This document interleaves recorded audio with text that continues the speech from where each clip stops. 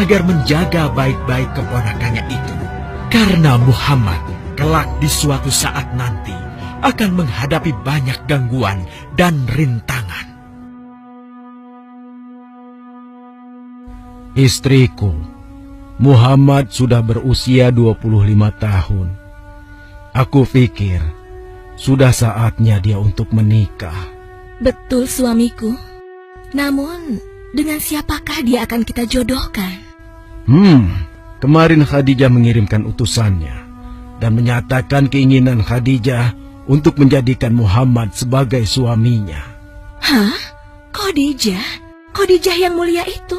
Betul, istriku. Khadijah yang selama ini mempercayakan barang perniagaannya kepada Muhammad. Kenapa dia memilih Muhammad? Ya, Khadijah mengagumi kejujuran dan kebaikan akhlak Muhammad.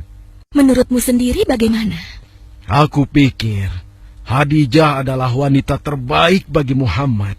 Kita akan melamarnya. Tepat di usia 25 tahun, Nabi Muhammad menikahi Khadijah yang berusia 40 tahun. Dari pernikahan itu, mereka dikaruniai Allah 6 orang anak. 2 laki-laki adalah Al-Qasim dan Abdullah. Sedangkan putrinya adalah Zainab, Ruqayyah, Ummu Kulsum, dan Fatimah. Namun, kedua putranya itu telah meninggal semenjak mereka kecil. Suatu ketika, terjadilah banjir besar di kota Mekah. Kabilah-kabilah di kota Mekah pun bergotong royong membangun kembali Ka'bah.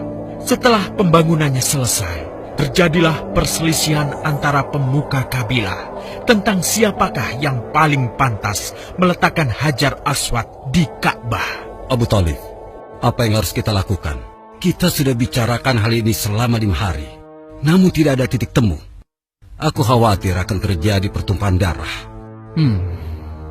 Sudah, begini saja. Kita sepakati bahwa masalah ini kita serahkan kepada takdir terbaik. Lihat, pintu masuk Ka'bah itu. Siapapun yang pertama kali akan melewati pintu itu, dan siapapun dia, kita tidak boleh menolaknya. Setuju? Aku juga setuju. Baiklah, aku setuju. Aku juga setuju. Baiklah, kita perhatikan bersama. Tidak lama setelah kesepakatan itu, atas izin Allah, Nabi Muhammad menjadi orang pertama yang memasuki pintu menuju Ka'bah.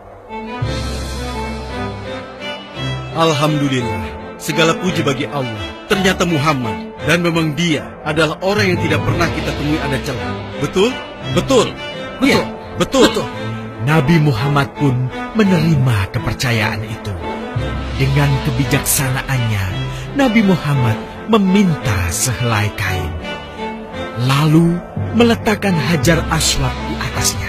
Nabi Muhammad mempersilahkan seluruh pemuka kabilah untuk memegang ujung-ujungnya dan mengangkatnya secara bersama-sama.